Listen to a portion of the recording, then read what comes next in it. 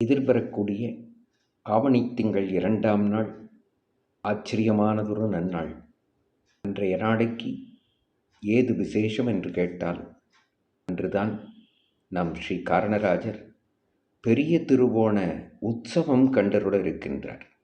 ஆவணி திங்கள் 2ஆம் நாள் ஞாயிற்றுக்கிழமை 18/8/2024 மாலை சரியாக 5 மணி தொடக்கமாக உற்சவங்கள் ஆரம்பிக்கப்பட இருக்கிறது.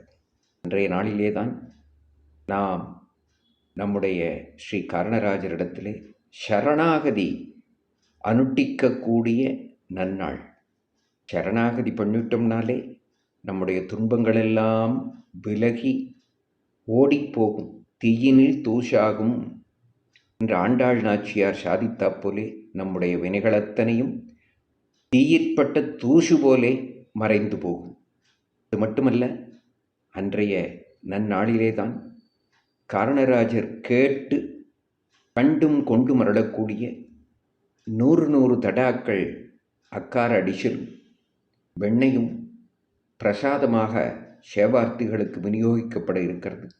அது மட்டுமல்ல, அன்றைய நாளிலேதான் பெருமாள் கொண்டாட்டம் என்று சொல்லக்கூடிய ஆச்சரியமானதொரு வைபவத்தை கேட்டும் கண்டும் அருள இருக்கின்றார். தோடல்ல, மேலும் பல பல நடையழகுகளோடு நம் காரணராஜர் அன்று எழுந்துருளி நமக்கு சேவை சாதிக்க காத்திருக்கிறார். ஆக அன்றைய நாள் கேரள தேசத்தவர்களாலே ஓணம் என்று கொண்டாடப்படக்கூடிய நன்னாள். நமக்கு இங்கு பெரிய திருவோணம். அது மட்டுமல்ல, இத்தனை வைபவங்களோடு காண கிடைத்தற்கரியதான, அனுபவிக்க கிடைத்ததற்கரியதான இந்த நன்னாளை நாம் எல்லோருமாக கூடி குளிர வேணுமாக பிரார்த்தித்து கொள்ளுகிறேன்.